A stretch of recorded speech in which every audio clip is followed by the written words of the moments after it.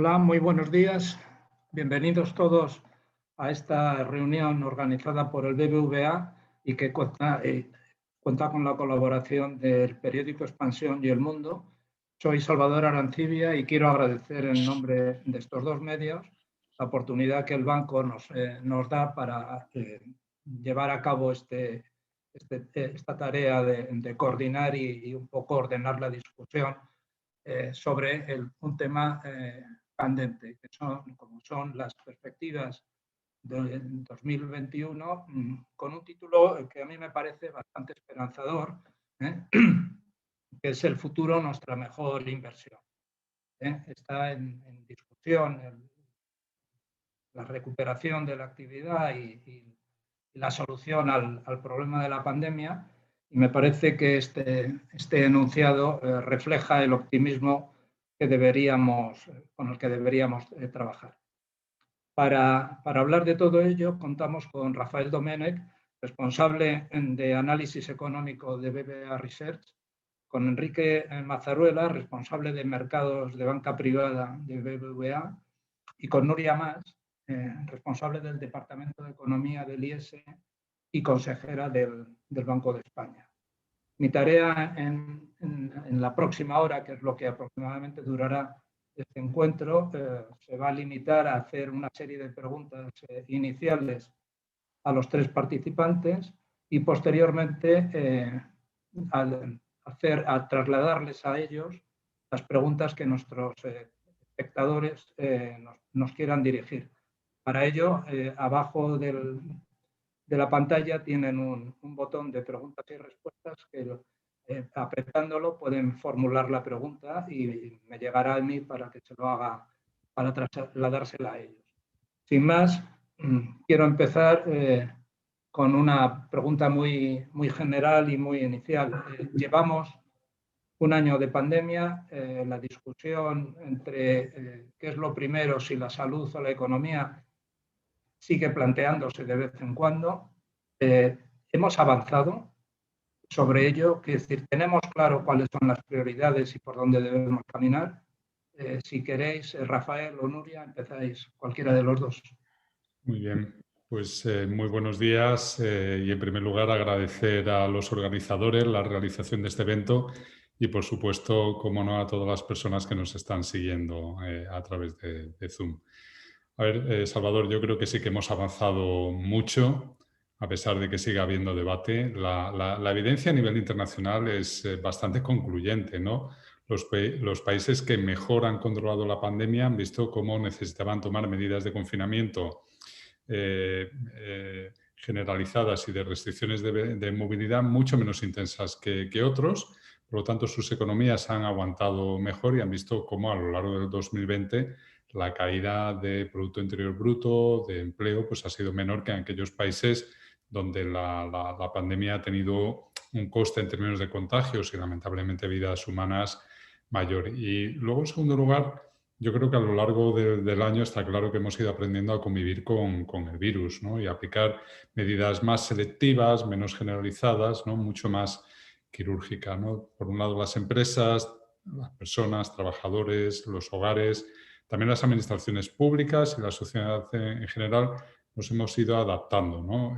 Con mucho esfuerzo, y todavía pues hay sectores, hay colectivos que lo están pasando bastante mal. Yo creo que los resultados son bastante concluyentes, ¿no? Al final hemos conseguido de una manera u otra aplanar la segunda y la tercera ola, que se han extendido a lo largo de un tiempo muy largo, a pesar de que han tenido más contagios y fallecidos en muchos países, ¿no? Y hemos visto también cómo las economías han caído mucho menos que en la primera ola, ¿no? Incluso una economía como la española en el cuarto trimestre del año pasado pues ha crecido moderadamente, ¿no? Es un crecimiento similar al que teníamos antes de esta crisis, ¿no? Lo que pasa es que es un crecimiento hoy por hoy insuficiente como para cerrar esa brecha que se ha abierto como consecuencia de la crisis. Yo creo que todo esto nos hace ser optimistas de cara a 2021, sobre todo ahora que tenemos vacunas disponibles y mejor tratamiento y por lo tanto en esta carrera de la ciencia frente al virus, pues todo hace pensar que va a ganar la ciencia. Sí. Nuria. Sí, buenos días. También agradeceros la invitación. Bueno, yo no podía estar más de acuerdo con Rafael. Lo que hemos visto es que es evidente que si no conseguimos tener la parte de la salud pública controlada, será muy difícil que podamos volver a crecer. Y con controlada lo que quiero decir, y Rafael lo ha explicado muy bien, pues por un lado tener un riesgo percibido de posibilidad tanto de contagio como de qué nos va a pasar si nos ponemos enfermos, que sea relativamente bajo. Y esto implica pues, no tener los hospitales colapsados. También es verdad que hemos aprendido bastante a convivir con esta pandemia y esto marca toda la diferencia, porque aunque ahora las vacunas están ya llegando y van a cambiar totalmente el panorama tanto social como económico, seguramente tendremos que convivir con esta pues, por mucho más tiempo, porque hay mutaciones y porque pues necesitaremos a lo mejor vacunarnos más de una vez. Todo lo que aprendamos sobre tratamientos y convivir con la pandemia va a marcar la diferencia. Me gustaría añadir que, de hecho, este componente pandémico hace que esta crisis sea muy distinta de la crisis que vivimos anteriormente con la crisis financiera. Esto lo hemos visto ya después de la primera ola. Si bien la bajada ha sido muy fuerte de la economía global y también de la española, el año pasado, por ejemplo, la nuestra cayó un poquito más del 11%, también es verdad que lo que hemos visto después de la primera ola es que la forma de la recuperación es muy diferente. La crisis financiera tuvo una caída menor, pero luego estuvimos en una L durante mucho tiempo. Y aquí lo que estamos viendo es que a la mínima que tenemos una sensación de tener este riesgo de salud pública controlada, que es lo que pensamos que nos pasaría en la primera ola, luego ya hemos visto que no fue así, pero la recuperación ha sido muy rápida, tanto de la actividad como del comercio global. Y esto nos hace ser muy optimistas de cara al crecimiento que se espera pues, para este 2021. Otra cosa que la hace distinta y también tiene que ver mucho con el perfil, con el aspecto sanitario, es que, claro, esta pandemia ha hecho que tengamos que reaccionar intentando pues, proteger la capacidad de nuestros hospitales simplemente cerrando muchos sectores o reduciendo la actividad. Y esto ha hecho que esta pandemia haya afectado a muchos sectores de manera muy distinta. Sé que vamos a hablar de esto, pero es un tema que tenemos que tener en cuenta. Y luego me gustaría decir dos cosas más ya de cara al futuro. La primera es que ahora que ya tenemos las vacunas delante, empieza a ser el momento de empezar a pensar en cuáles son los pasos que tenemos que hacer ya pensando en el medio y largo plazo. Primero teníamos que reaccionar, no nos quedaba más remedio, intentar controlar al máximo el impacto de la pandemia, pero ahora ya toca empezar a mirar adelante porque tendremos delante unas oportunidades muy importantes que tenemos que poder aprovechar bien. Y el segundo elemento que quería decir, y es más en clave global, es que esta pandemia realmente está cambiando un poco o está acelerando tendencias que ya veíamos en cuanto al peso económico mundial. Y yo creo que China está saliendo reforzada. Sí, hablabais los dos de las medidas adoptadas tras la primera oleada, es decir, tras el estallido de la pandemia, como una explicación de la rápida recuperación que se experimentó una vez que se levantaron los confinamientos, el primer confinamiento, ¿no? Que es decir, la capacidad de reacción de la economía gracias a que las autoridades en general redujeron los efectos inmediatos de la crisis y del cierre de la actividad. Lo que se habla ahora es que estas medidas que funcionaron bien en el primer momento no son suficientes para impulsar el crecimiento de nuevo a las tasas a las que queremos. Y se está empezando a hablar de la posibilidad de que haya ayudas directas para las empresas puedan sobrevivir después de de los primeros esfuerzos por mantenerse en liquidez y que esas ayudas directas saldrían, al menos en el caso español, tanto de las autoridades del Estado como de la banca. ¿Cómo deberían ser esas ayudas? Nuria. Bueno, sí, lo has explicado muy bien, ¿no? Porque realmente lo que nos hemos encontrado es que por el tema de la pandemia que nos ha forzado, pues como he dicho antes, a cesar algunas actividades y a mantener un distanciamiento social, lo que ha sucedido es que hay algunos sectores, todos los sectores en general, pero algunos particularmente se han visto muy afectados en el sentido de que sus ingresos han caído en picado o han pasado directamente a cero. Esto no es un problema de solvencia, sino que es un problema de que estas empresas no han podido seguir operando con toda la normalidad.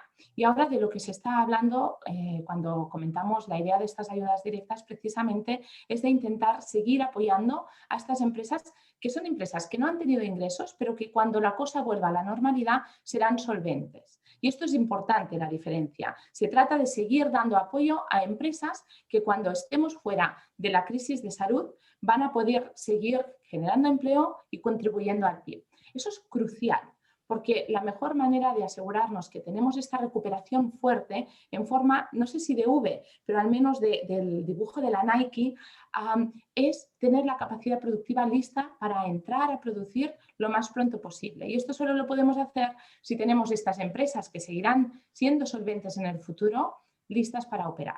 Y aquí, como bien has explicado, en otros países europeos también se está optando por estas ayudas directas. En Francia, Italia, Alemania hay distintos grados de ayudas directas y ahora pues esto se está hablando muy en serio en España.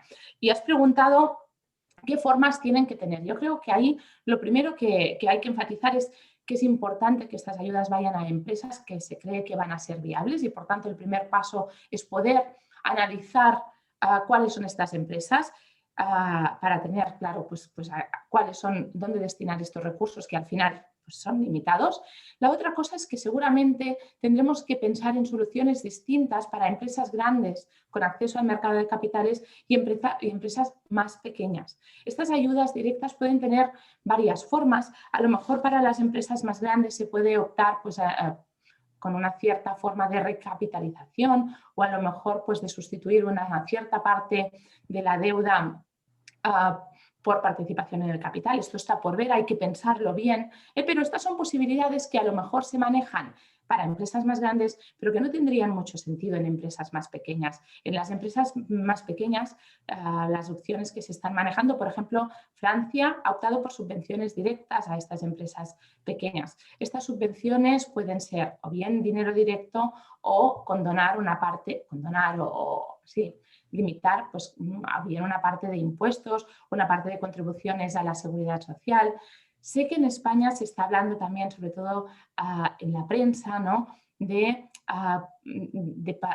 bajar una parte de los créditos de la deuda obtenida con créditos ICO. Esto es un elemento que se está analizando en muchos frentes, pero ahí también hay que pensar qué pasa con empresas pequeñas que han recibido estas ayudas, que tienen problemas de solvencia debido a la pandemia. ¿Qué pasa con las empresas que han limitado sus ingresos y que no han pedido un crédito ICO? ¿Qué hacemos con estas? O que no lo han obtenido. Entonces yo creo que hay que explorar varias posibilidades, pero lo importante es primero que pensemos en qué empresas van a seguir siendo solventes y luego seguramente distintas alternativas para empresas grandes y empresas pequeñas. Rafael. Sí, yo, coincido también con lo que acaba de decir Nuria. Yo, en primer lugar, creo que tenemos que poner en valor todo lo que hemos hecho a lo largo de los últimos trimestres en Europa con ayuda del Banco Central Europeo y luego en España a través de nuestras administraciones públicas, ¿no? Solo el conjunto de todas las medidas de gasto discrecional, ERTES, ayudas a autónomos, etcétera, junto con las medidas de liquidez que en forma de garantías públicas pues han alcanzado más de un 14% del Producto Interior Bruto. Por lo tanto, estamos hablando de un esfuerzo verdaderamente sin precedentes que ha protegido pues, o ha tratado de proteger, no todo, porque es imposible, pero sí la mayor parte del tejido productivo, ¿no? Ahora lo que necesitamos precisamente es mantener esos ERTES, las ayudas a autónomos, y complementarlo con ayudas a empresas en los sectores más castigados hasta que alcancemos la inmunidad de grupo y la situación económica, empezando por las sanitarias, se normalice. No podemos dilapidar todo ese esfuerzo hecho, ¿no? Coincido también en que hay que tener en cuenta, ¿no?, las características de la estructura productiva de la economía española, ¿no?, que está muy dominada por empresas pequeñas, muy pequeñas, con muy poco empleo, con un número de autónomos muy, muy importante, ¿no? Y por lo tanto, estas empresas, estas microempresas, estas pequeñas empresas, estos autónomos, no se pueden quedar fuera de estas ayudas, ¿no? Bueno, pues necesitan fundamentalmente recapitalización, ¿no? Entonces, aquí ahora lo que tenemos que buscar es un equilibrio de minimizar el coste para el contribuyente, porque estas ayudas tienen que salir, como no puede ser de otra manera, del sector público, y maximizar el impacto, y hay que cuidar mucho los detalles, ¿no? Hay que hacer un análisis de riesgos y de viabilidad de las empresas, hay que evaluar cuál ha sido la pérdida real de ingresos de estas empresas durante la crisis, y yo creo que aquí afortunadamente ya tenemos muchos y buenos datos. El Banco de España tiene datos de la Central de Balance, la Agencia Tributaria tiene datos, por ejemplo, todo lo que es facturación del IVA, etc. Se pueden estudiar esquemas en los que las moratorias de deudas estén condicionadas a la evolución futura para recuperar una parte de las ayudas y participar en las ganancias cuando la haya. Creo que es muy importante cubrir una parte de las necesidades de capital de algunas empresas con capital privado, ¿no? Y esto también para que los propios propietarios, ¿no?, demuestren cuánto están dispuestos a apostar por la supervivencia de sus propias empresas, crear un entorno de confianza e incentivo a los inversores que aporten ese capital privado, minimizar cualquier tipo de fraude. No podemos permitirnos un mal uso de las ayudas públicas, y hay que dejar claro que desde el primer momento que el alcance es temporal, ¿no?, como se ha hecho con los ERTEs y como se está haciendo también con las prestaciones a los autónomos. Con respecto al tema que preguntabas del ICO, yo creo que es necesario recordar aquí una cosa, es decir, que ya tenemos una moratoria del ICO hasta el 2022, ¿no? Es decir, que esto no es un problema a corto plazo este año. Nos podemos permitir, por lo tanto, ver cuál es la evolución de la situación económica de las empresas durante 2021, cómo afrontan la normalización de la actividad económica a lo largo de los próximos meses. Y además, como muy bien decía Nuria, es que es bastante obvio que hay empresas que necesitan ayuda ya, inmediatamente, antes de que se alcance esa inmunidad de grupo, antes de que se normalice la actividad económica, que no han pedido ningún préstamo del ICO y que necesitan lo que son esas ayudas directas. No dejar de pagar o pagar una cantidad menor de préstamos al ICO, cuando, por cierto, ya se pueden acoger a esa moratoria hasta 2022. Antes de entrar en cuestiones algo más concretas, hablemos un momento del proceso de vacunación, que es decir, parece que avanza razonablemente. Hay días que parece que estamos en la cabeza y otros días en los que parece que estamos un poco más retrasados, pero bueno, parece que razonablemente, y en la medida en la que lleguen todas las vacunas que tenemos comprometidas, parece que eso va a ser una buena solución. ¿Pensáis que si se produce ese proceso de vacunación previsto, pueden ser parcialmente, al menos innecesarias, estas ayudas nuevas? Nuria o Rafael. Bueno, yo creo, por empezar, que hay que ser realistas y que esas ayudas son necesarias ya y que van a ser necesarias durante unos meses, porque insisto, hay que ser realista y pensar que no vamos a alcanzar la inmunidad de grupo antes del verano, ¿no? Yo creo que deberíamos ponernos como objetivo alcanzar el 70% de la población española vacunada a finales del mes de junio, ¿no?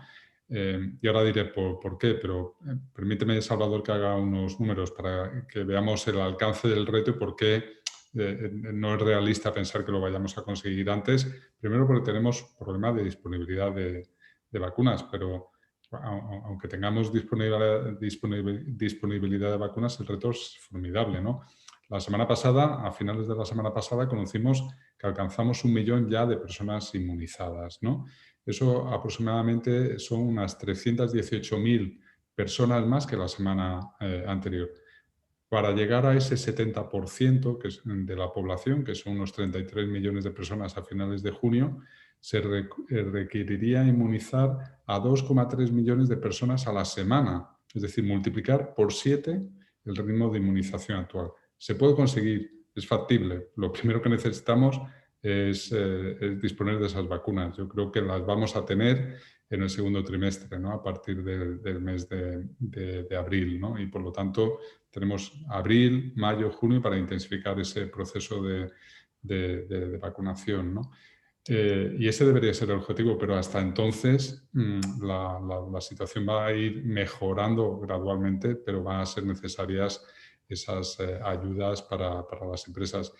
Creo, ¿no? Por dar otra cifra, que el objetivo debería ser ese, llegar antes de que empiece la campaña del verano con ese objetivo conseguido, porque postergar 3 meses más el alcanzar esa inmunidad de grupo puede suponer, los cálculos que nosotros tenemos en BBVA Research, es que nos puede suponer un coste entre un punto y 2 puntos de Producto Interior Bruto.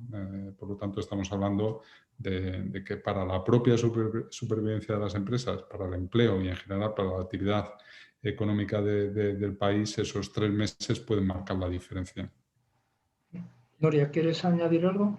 Poco puedo añadir, porque realmente sí que va en esta dirección. Es muy importante que mantengamos el objetivo del 70. Luego veremos si llegamos o no, pero la mejor manera de llegar es no reducir nosotros mismos el objetivo, y esto, como muy bien ha dicho Rafael, es factible. Tenemos capacidad logística de vacunar la cantidad de personas que sería necesaria. Lo podemos hacer. En Estados Unidos lo están haciendo, en zonas de nuestro tamaño lo están consiguiendo. Por ejemplo, la gente pues está dentro de coches y se están vacunando. Eso no es el problema. El principal problema es, la principal limitación en estos momentos es la llegada de las vacunas, y tenemos datos que nos hacen pensar que, como bien ha indicado Rafael, a partir de marzo, abril, pues tendremos una llegada importante de vacunas. También hay que tener en cuenta que pensemos que los primeros que hemos empezado a vacunar eran quizá en las zonas donde había una complejidad logística más importante, ¿no? Que era en las residencias. O sea, que no podemos extrapolar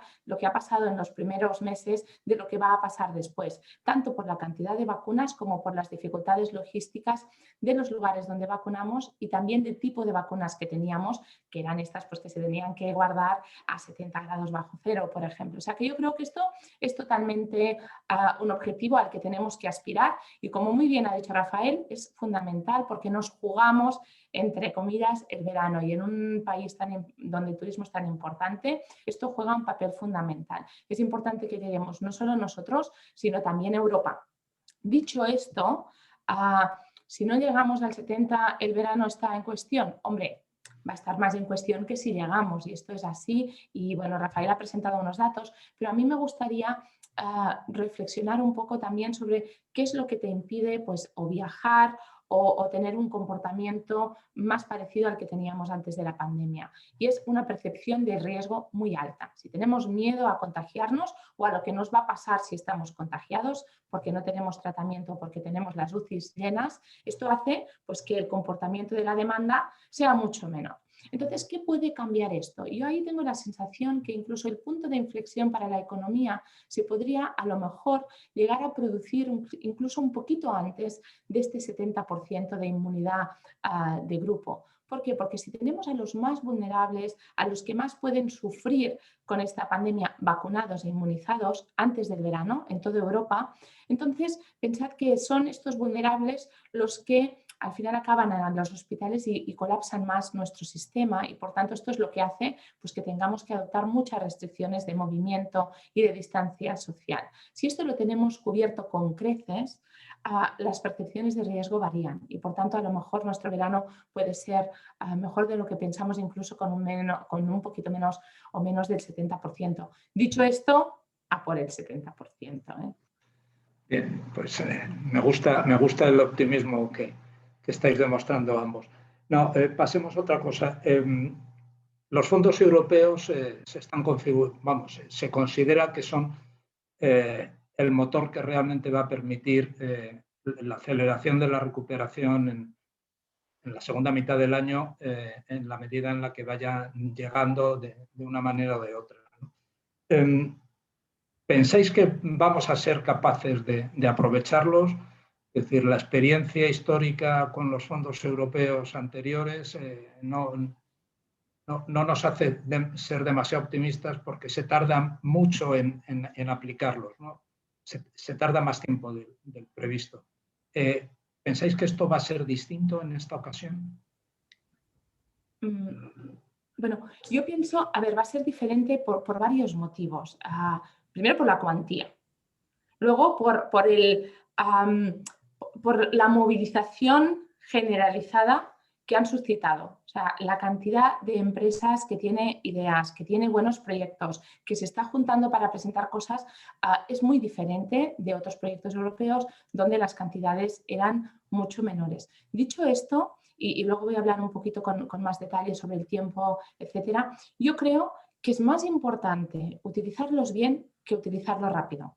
Y entonces yo aquí sí que creo que es una oportunidad muy grande para transformar nuestra economía en una economía que sea mucho más sostenible de cara al futuro. No solo sostenible en el sentido verde, que también, sino sostenible en cuanto a la capacidad de generar un mayor crecimiento y empleo de cara a futuro. Esta es nuestra oportunidad.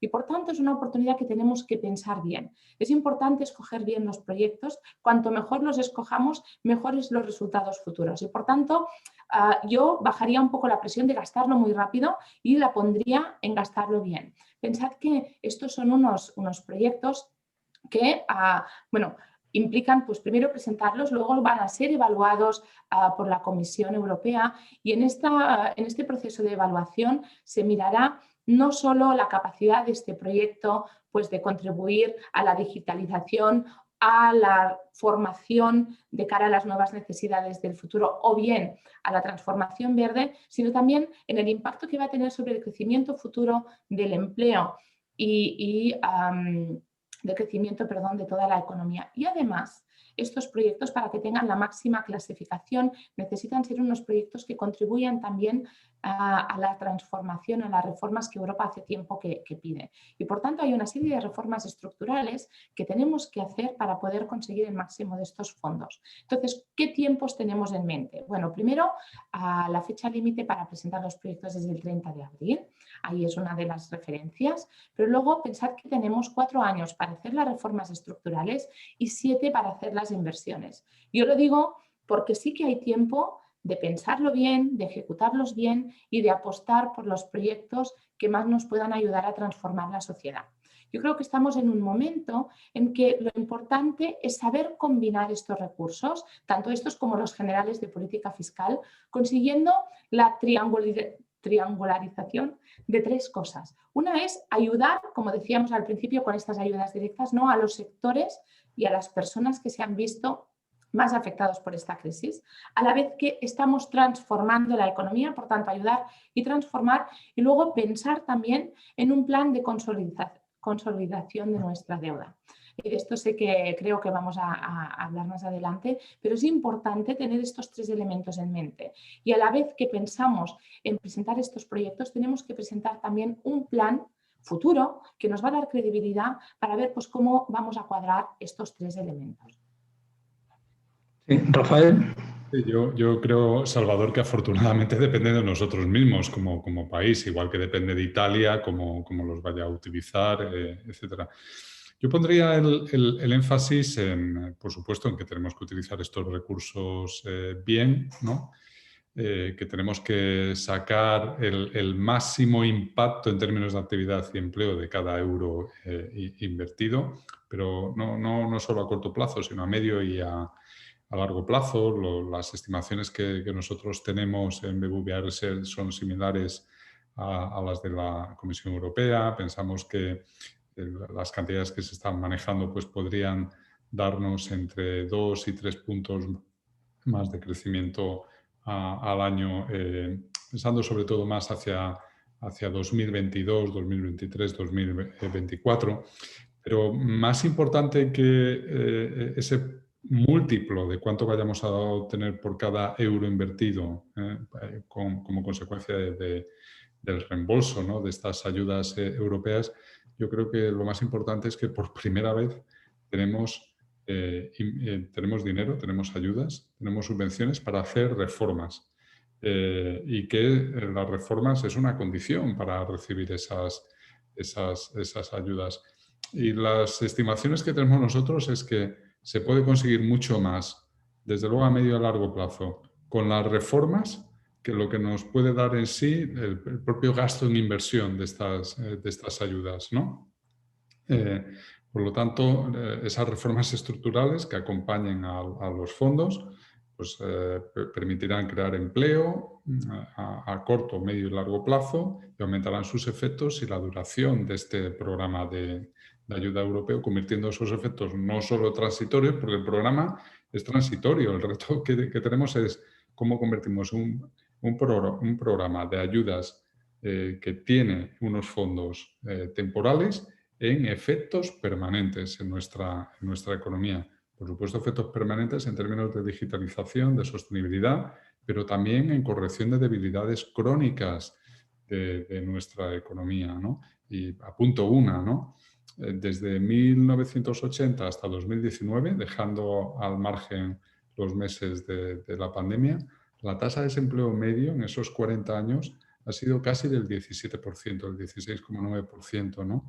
Y nosotros tenemos estimaciones que lo que nos dicen que una combinación de reformas que mejore el funcionamiento del mercado de trabajo y de los mercados de bienes y servicios con el objetivo de disminuir 10 puntos porcentuales la tasa de desempleo estructural, ¿vale?, que todavía seguiría estando lamentablemente por encima de la de algunos países europeos. Solo eso permitiría aumentar el Producto Interior Bruto en más de 12 puntos a largo plazo, muy por encima de lo esperado con estas ayudas solo en la parte de inversión, ¿no? Por lo tanto, siempre decimos y siempre lamentamos, ¿no?, el problema de las reformas estructurales es que como generan aspectos o una redistribución con ganadores y perdedores, aunque el conjunto de la sociedad gane, pues siempre nos podemos encontrar con que hay colectivos, segmentos que se oponen a esas reformas, ¿no?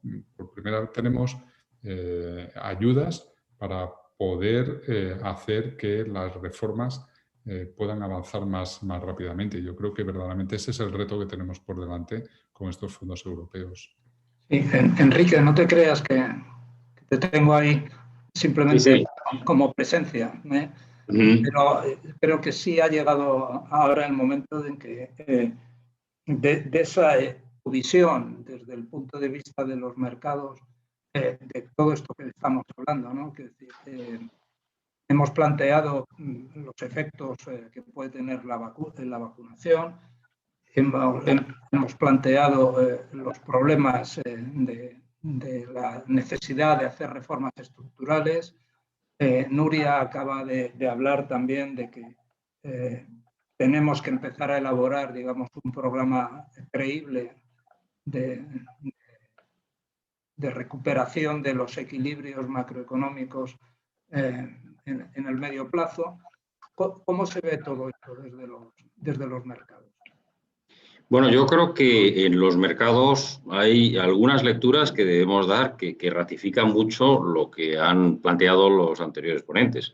En primer lugar, que esto no es una crisis estructural como fue la que empezó de verdad en los mercados en el verano del 2007. Esta es muy distinta. Hemos visto una reacción muy rápida por parte de los mercados de renta variable, en el sentido de que lo que estaban descontando era que esto, bueno, pues era un problema, sobre todo que nos venía de fuera, es decir, que al final una crisis exógena, no endógena, y por lo tanto podría tener una solución más rápida. Yo creo que quizás en marzo descontaron una solución más rápida porque pensaban que iba a haber una primera ola y nada más, pero bueno, ya hemos visto que al final las pandemias son duras. Yo creo que luego hay otra segunda lectura que dieron muy importante los mercados, que fue en el mes de noviembre. Es decir, el mes de noviembre, coincidiendo con el anuncio de la vacuna de Pfizer, vimos un nuevo repunte de los mercados, ¿vale? Pero a diferencia de todo lo que había ocurrido lo anterior, que básicamente venía de las subidas de las manos de las tecnológicas, de las farmacéuticas y de otras compañías que se beneficiaban de esa situación, bueno, de restricción de la movilidad social, vimos que las perdedoras de ese contexto, es decir, aquellas cuyo entorno se había visto perjudicado especialmente, bueno, pues vimos un repunte importante. Y yo creo que marcará además ese comportamiento del mes de noviembre la senda que vamos a tener en este año 2021. En la medida en que vayamos avanzando con esa inmunidad de grupo, es decir, que a partir de una vacunación de aproximadamente el 70% o algo menos, es decir, Nuria sabe mucho más que yo de esto, pues ¿qué conseguimos? Pues evidentemente que esos requerimientos de distanciamiento social con el fin de preservar la salud pública, pues no sean necesarios, los iremos derogando paulatinamente y recuperaremos, bueno, déjame llamarlo así, Salvador, la nueva normalidad. ¿Por qué digo esa nueva normalidad? Pues porque yo creo que esta nueva normalidad será mucho más tecnológica que la anterior. Yo creo que hemos dado un paso de gigante. Es verdad que teníamos las soluciones tecnológicas encima de la mesa, pero quizás por las inercias anteriores no las adaptábamos. Nos ha hecho falta bueno, pues un acicate o un incentivo para hacerlo. Yo creo que estas normas de distanciamiento social han sido una de ellas. Entonces, esa situación nueva, pues evidentemente hemos dado un salto de gigante en la disrupción digital, pero volvemos a esa normalidad, ese paradigma se vuelve a recuperar. ¿Y cuáles son las compañías que yo creo que, o pensamos que en este año 2021 mejor paradas van a salir? No solamente en negocios, sino también en cotizaciones bursátiles. Bueno, pues las compañías más ligadas a un entorno que se ha visto muy perjudicado. Y pensamos que esto va a ser el gran comportamiento de los mercados. Mercados de renta variable. Luego, si quieres, comentamos, Salvador, los mercados de renta fija. Estupendo, sí, luego si queréis. No, Nuria, planteabas la necesidad de abordar, digamos, el programa a medio plazo, no solo de las reformas estructurales de las que hablabais tanto Rafael como tú, sino de reequilibrar la economía española.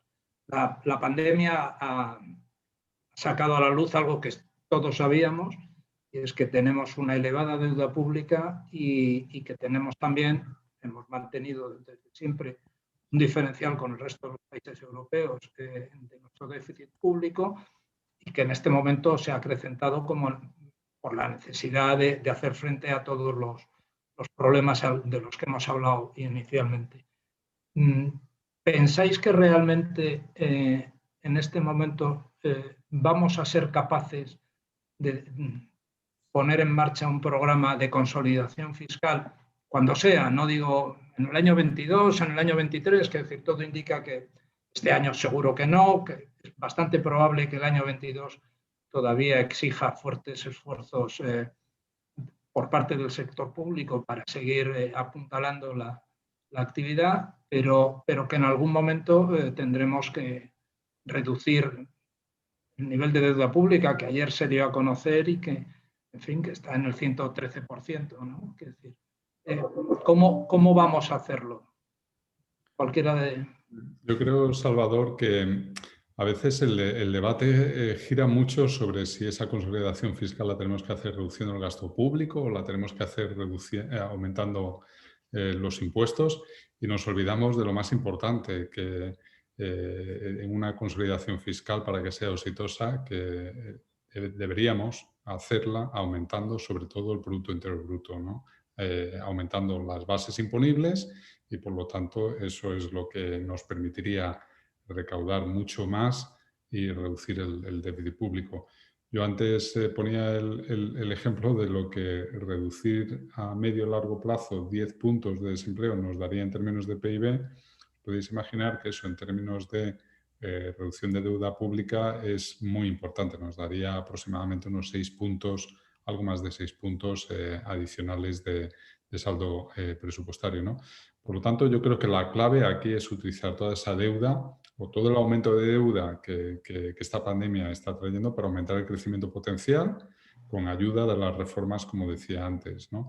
Pongo también el ejemplo de que todos recordaréis que entre 1995 y 2008, en ese periodo expansivo que tuvimos antes de la gran crisis financiera, toda la disminución del ratio de deuda pública sobre PIB vino por el aumento del denominador, que fue mucho mayor que el del numerador, porque la deuda siguió aumentando poco, pero siguió aumentando, ¿no? Por lo tanto, yo creo que en todo este debate sobre si la deuda es mucha o es poca, nos olvidamos de lo más importante. Yo no creo que haya mucha o poca deuda, sino hay deuda buena y deuda mala, ¿no? Y lo que tenemos que potenciar es, pues eso, inversiones productivas, infraestructuras, capital humano, innovación, que junto con las reformas nos permita aumentar ese denominador, ¿no? Y esto pues también requiere un entorno propicio para la inversión, para la actividad privada, contar con administraciones públicas que sean eficientes, que ahora con ayuda de estos fondos europeos también lideren la digitalización de la economía y que nos permita tener más y mejores servicios con los recursos disponibles. Yo creo que ese es el reto que tenemos ahora durante los próximos años. Sí. Sí, me gustaría, enfatizar lo que ha dicho Rafael. O sea, esta es la clave. Podemos pensar lo que queramos, pero cuando yo estoy hablando de un plan de consolidación, en realidad este plan requiere una credibilidad y la credibilidad la consigues cuando tú tienes un plan de transformación de la economía que te resuelva los principales problemas estructurales. Y es exactamente el caso que estaba diciendo Rafael. En el 2008, la deuda pública sobre el PIB de España era el 37,5%. Llegamos a unos niveles bajísimos gracias a nuestro crecimiento. Y esta es la mejor manera de conseguir un plan de consolidación, apostando por el crecimiento del PIB. Pero esto no tiene que ser solo un brindis al sol, sino que tiene que ser un programa de transformación de nuestra economía que se base en dos aspectos fundamentales que yo creo que son dos problemas que hemos tenido a lo largo de las últimas décadas que básicamente la COVID los ha hecho más evidentes. Uno es el que ha dicho Rafael, de nuestro paro estructural altísimo del 17% en las últimas décadas. No solo el paro es muy alto, la participación en el mercado laboral es muy baja. O sea, el porcentaje de personas en edad de trabajar que trabaja en España en momentos estables, digamos, antes de esta crisis, era del 52,5%. Solo un poquito más de la mitad de personas en edad de trabajar estaba trabajando. O sea que realmente necesitamos transformar nuestro mercado laboral. Y el segundo problema que tenemos y que hace que este crecimiento pues, sea bajo y que tengamos que transformarlo, es la baja productividad. En las dos últimas décadas la productividad de España ha crecido solo un 0,2%. Por tanto, no solo que tenemos pocas personas, relativamente pocas trabajando, sino que la productividad final de todos nuestros factores es muy bajo. ¿Y esto de qué depende? Depende del capital humano. Necesitamos apostar para formar a las personas en las nuevas necesidades de este futuro tecnológico que ha dicho Enrique que tendremos. Necesitamos también invertir más en capital. Nuestra inversión en I+D es muy baja comparada con el promedio europeo y comparado, pues, evidentemente, con el que podemos ver en China o en Estados Unidos. Y si una cosa hemos aprendido en esta crisis es que tener investigación de calidad compensa. O sea, la vacuna, la solución ha venido precisamente por esta calidad de la investigación, y esto es una cosa en la que estamos aún por detrás. Y el tercer elemento es este entorno favorable para el crecimiento económico, para que nuestras pymes, que son fantásticas pero son muy pequeñitas, pues puedan crecer, y también para que este capital humano y esta investigación se pueda traducir en algo a largo plazo. Yo creo que cualquier transformación que hagamos en esta dirección hará más por la consolidación que la reducción de la deuda per se. Y además es una transformación interesante. Me gustaría añadir solo una cosa de lo que decía Rafael antes en esta transformación, y es verdad que cada vez que hablamos de transformaciones hay que pagar esta transición.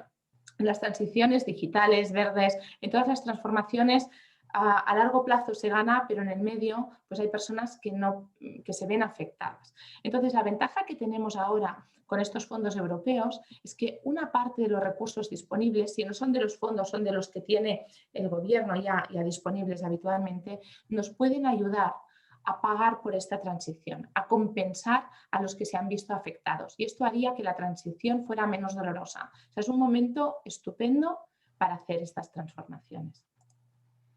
Bueno, Enrique, desde el punto de vista vuestro, ¿el problema de la deuda puede afectar a los mercados? ¿Cómo están viendo este crecimiento tan importante de la deuda?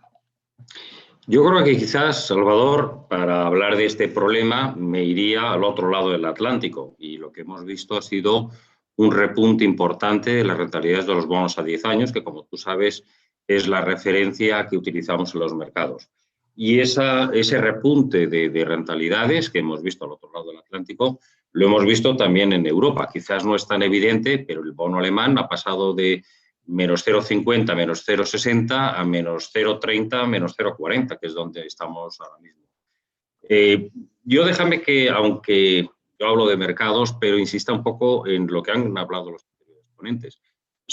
Cuando tú comparas la economía española con el resto de economías, te das cuenta que ese paro estructural es elevadísimo. Es decir, es que incluso podríamos ir más allá de los 10 puntos que apuntaba Rafa Domènech.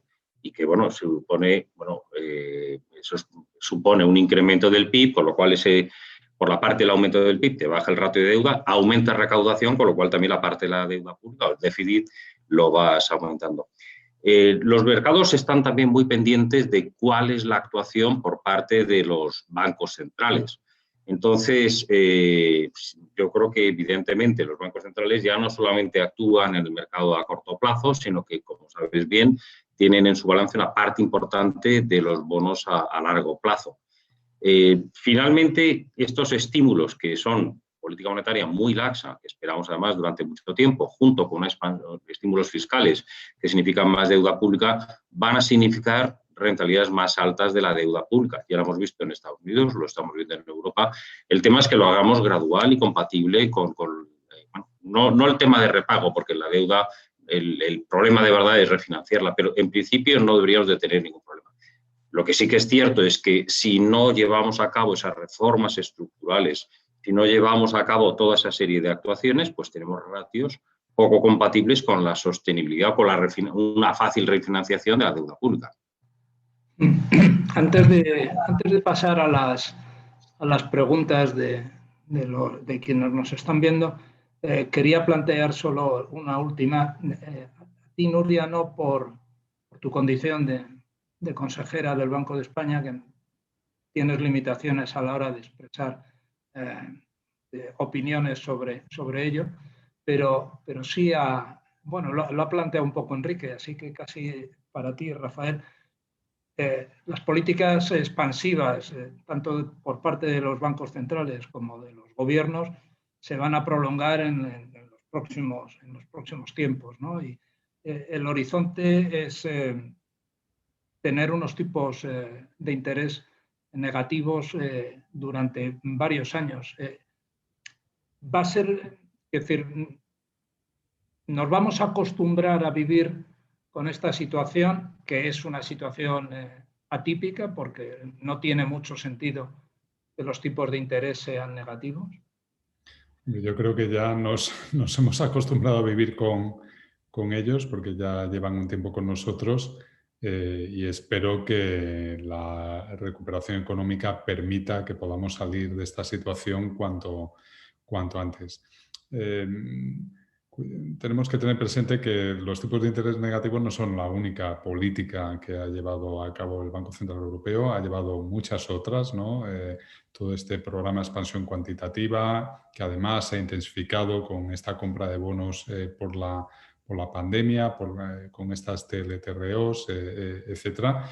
Y ahora mismo pues es evidente que en Europa no hay un problema de liquidez en absoluto y la prueba de ello es, utilizando la respuesta que antes te daba Enrique, es que España, a pesar de la deuda pública, de este aumento de la deuda pública, de la caída de la actividad, etcétera, se financia hoy en unas condiciones, el Reino de España, que son mucho mejores, a tipos de interés menores, que lo que está haciendo Estados Unidos, ¿no?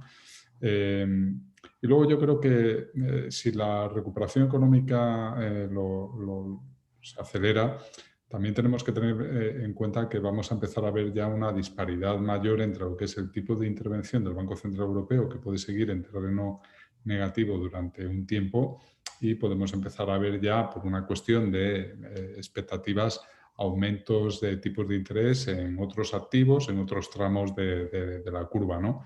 Ojalá que esto ocurra y que sea como consecuencia, como decía, de una recuperación más intensa y rápida durante los próximos años. De acuerdo. Os preguntan desde un oyente, os lo leo exactamente. Un retraso en la vacunación o no lograr la llamada inmunidad de rebaño a tiempo o continuar con medidas restrictivas puede frenar alguna décima más de crecimiento a final de año en España. Nuria. La respuesta es que sí. Este es un crecimiento que depende muchísimo pues, de la evolución de la pandemia, porque básicamente lo que nos ha pasado aquí es que ni que no tuviéramos restricciones, si los turistas no se sienten seguros, si seguros por miedo al contagio, si las personas pues, no nos comportamos de manera normal cuando vamos a un restaurante, porque también hay una cierta preocupación por el riesgo sanitario, evidentemente la demanda no se va a recuperar con la misma celeridad que se recuperaría si esto no fuera así. De hecho, si miráis, por ejemplo, el Banco de España presentó unas proyecciones sobre el crecimiento para España con varios escenarios. Uno donde la vacunación avanza muy rápidamente y no necesitamos más restricciones, el escenario central, y el escenario más negativo. Y la diferencia entre el más negativo y el más optimista, digamos, era de casi 4 puntos, donde el crecimiento central estaba por encima del 6%. Por tanto, hay que tener en cuenta que, evidentemente, la evolución de la vacuna juega un papel fundamental. No solo en España, sino también en Europa, insisto. Necesitamos que no solo nosotros, sino al menos los europeos, de donde llega una gran parte del turismo, estén también inmunizados. Sí, esa es otra pregunta que hacía alguien de los que nos están viendo, y es ¿cómo cree que ha sido la actuación de Europa frente a la pandemia? Ha habido polémica sobre la lentitud en la inmunización en varios países, es decir, por eso está teniendo efecto sobre la economía europea, Rafael, y indirectamente, por lo tanto, sobre la nuestra. Sí, vamos a ver, es obvio. Yo creo que tiene ventajas que los países de la Unión Europea hayan actuado de manera coordinada. Somos un conjunto de población muy grande y desde luego vamos a conseguir en conjunto mejores condiciones en las negociaciones con las farmacéuticas, tanto en términos de precio, como en términos de calendario de suministro, como en términos de seguridad también de suministro, y luego también en la propia negociación con las farmacéuticas, porque no hay que olvidar que estas vacunas van a tener también su propio proceso de aprendizaje, es decir, a medida que el virus mute o haya nuevas variantes, pues las propias vacunas se tendrán que modernizar. Por lo tanto,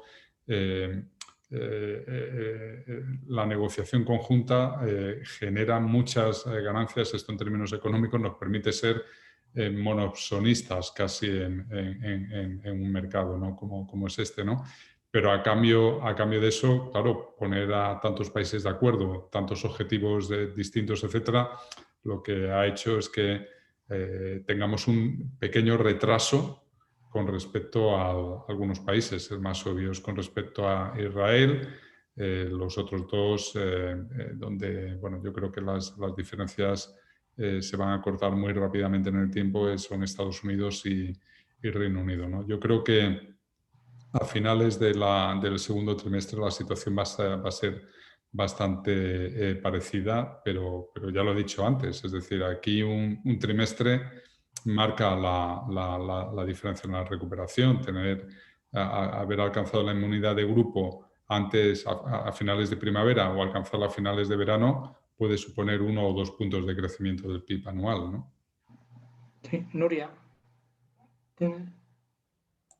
Sí, totalmente de acuerdo. O sea, yo creo que tenemos que poner en perspectiva que hace un año nadie pensaba que pudiéramos tener una vacuna tan rápidamente. O sea, ahora todo nos parece que a lo mejor no está yendo lo suficientemente rápido, pero efectivamente totalmente de acuerdo con lo que ha dicho Rafael, de que yo creo que en realidad actuando conjuntamente con Europa tenemos es mucho mejor para cualquiera de los países que forma parte de la Unión Europea. Eso es evidente porque podemos conseguir mejores condiciones en todos los sentidos. Esto es un juego a largo plazo. No vamos a tener seguramente que convivir con la pandemia con una vacunación solamente, sino que seguramente habrá más y, por tanto, tenemos que actuar conjuntamente. Y segundo, es muy importante, como he dicho antes, que los europeos nos movamos a la vez para nuestras economías también, no solo para el turismo, sino que la mayor parte de nuestras exportaciones e importaciones son también con nuestros socios europeos y, por tanto, que todos nos vayamos moviendo a la vez. Y yo creo que bastante bien, es verdad que al principio las cosas han ido más lentas, pero los datos que tenemos nos hacen pensar que al menos con el Reino Unido, Estados Unidos y otros países de economías avanzadas, el proceso de vacunación irá avanzando de forma bastante similar antes del verano. Y sí que es muy importante, insisto, y ya lo hemos dicho muchas veces, llegar a un número razonable de inmunización antes del verano, porque esto hace toda la diferencia, no solo para España, sino para Europa en su conjunto. Sí, otra pregunta que nos llega. Enrique, si quieres, lo puedes contestar tú. Sí, encantado.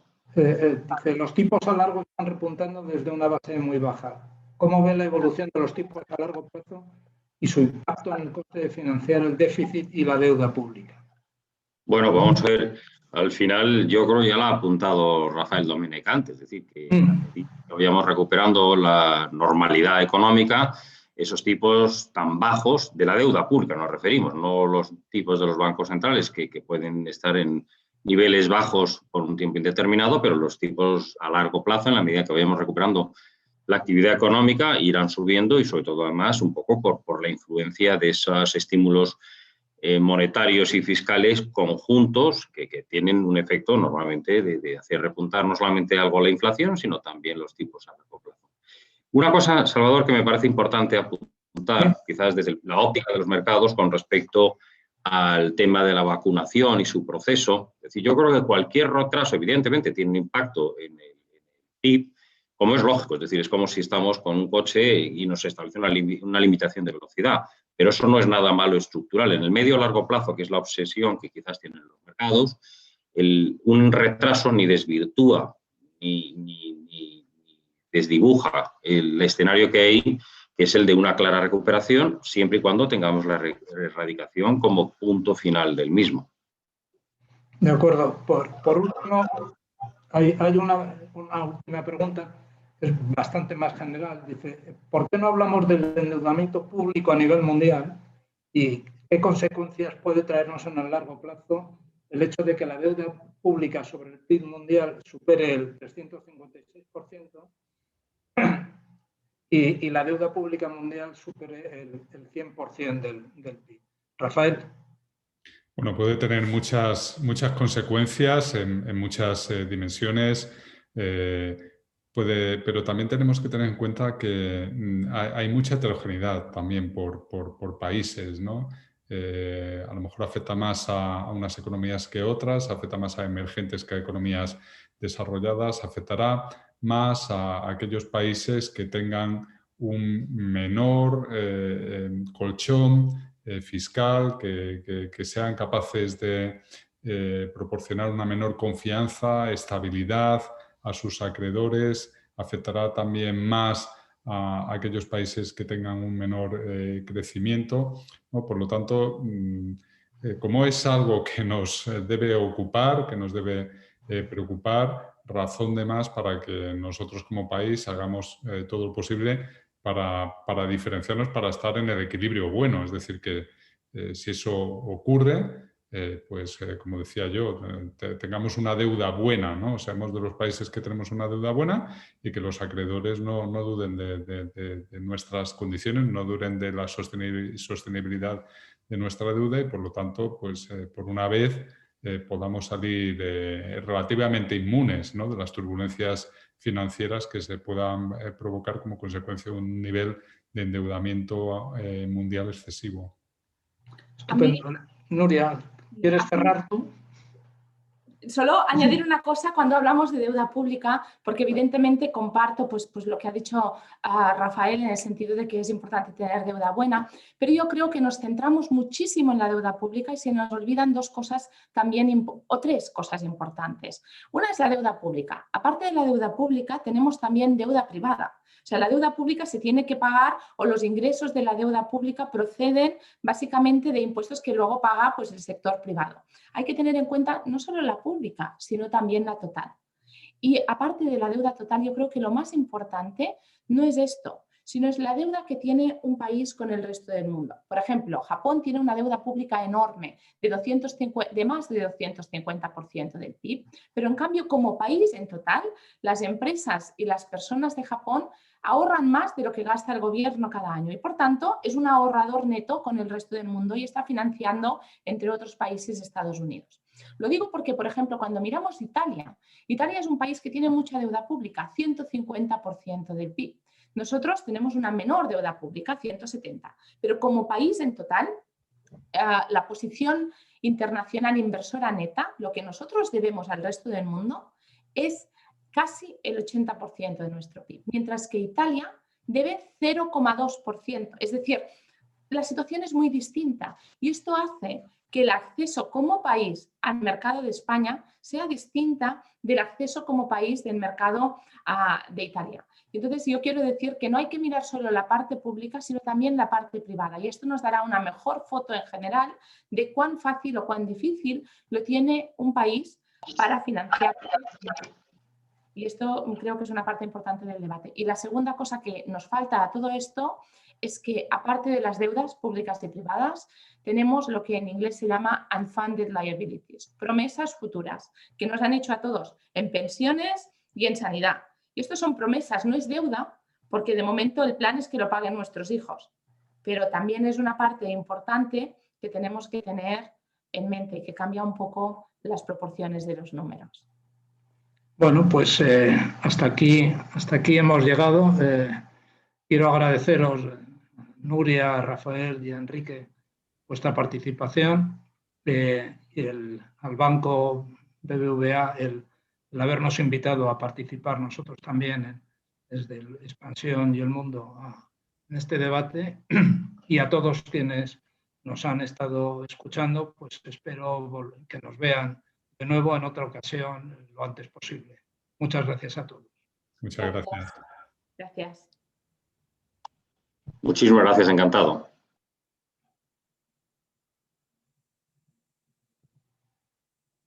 Pues ya está, ¿no? Vale.